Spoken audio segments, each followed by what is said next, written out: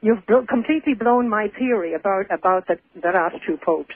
What I came to the conclusion of some time ago, it was considered that it was going to be the end of the world. I know, they thought that. But then they thought it was going to be the end of the Catholic Church. That's right.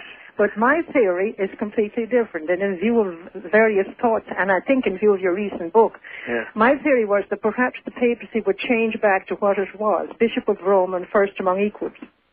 Well, I'll tell you, it's of course, we're dealing now with the imponderable, Joan, you realize. But my feeling is roughly the same, except that I add in what Our Lady said at Garabandal, in which I believe, by the way, in that vision, that appearance she made in Spain, in Garabandal, the town of Garabandal, which is a part of, it's near Santander in Spain, in which she said that the present Holy Father, the present Pope, is the last Pope of these Catholic times.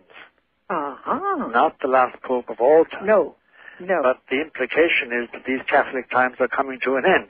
Yes. And Catholic times meant a period of time, roughly since the year 400 A.D., 325 to be exact, but 400 A.D., when Catholicism grew to be very important and integral to Western civilization. In fact, it created a Western civilization. Mm-hmm. That period is coming to an end because this civilization is no longer Christian, and the church itself is being marginalized and sent into a new form of the catacombs.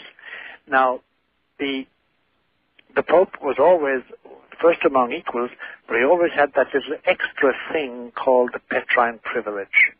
And that I think is going to stay. Yes.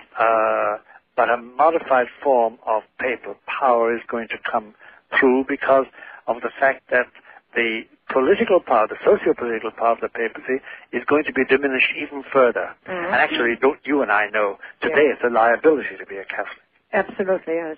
But of course, that would be a help with joining, having friends with the Orthodox. It would, of course. That's one difference. It would, of course. Although that's a long way away to judge by the Orthodox. They don't want to hear or tell of it. Bartholomew of the Patriarch of Constantinople and Alexei of Moscow couldn't be more contemptuous. But the present Pope is almost groveling with them in the good sense of the word. But they sort of walk by and they sort of say, oh, no, you've got to change everything. We don't hear about the papacy. It's quite a distance away. Unless keeping our eyes in the skies, we see the sign and the Queen of Heaven comes. It's at that stage, at the age of 81 and my age of 76, we shouldn't really care about it, John, because I think that it may be after our time, darling. We'll be playing harps, looking down, I hope. I wanted to ask you, I also believe in Garabandal. Yes, ma'am. And so do I. The warning and the miracle. Yes. The warning, I study about it, but I cannot quite figure out what it really is going to be. Well, nobody can, but it's this. It's not a warning, really. No.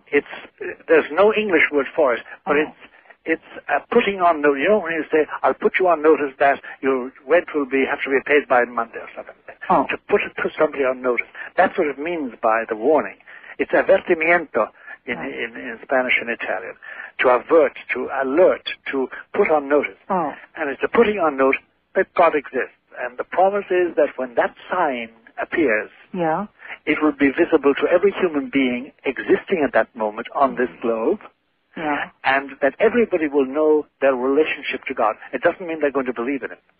It doesn't mean that they're going to be justified, that they will go to heaven if they die. No, it just means they will know exactly where they stand in their conscience. So in other words, not to worry, you'll know it when you see it. That's right. The miracle, I would like to ask, could the miracle... Miracle is something else. That's going to be a permanent sign.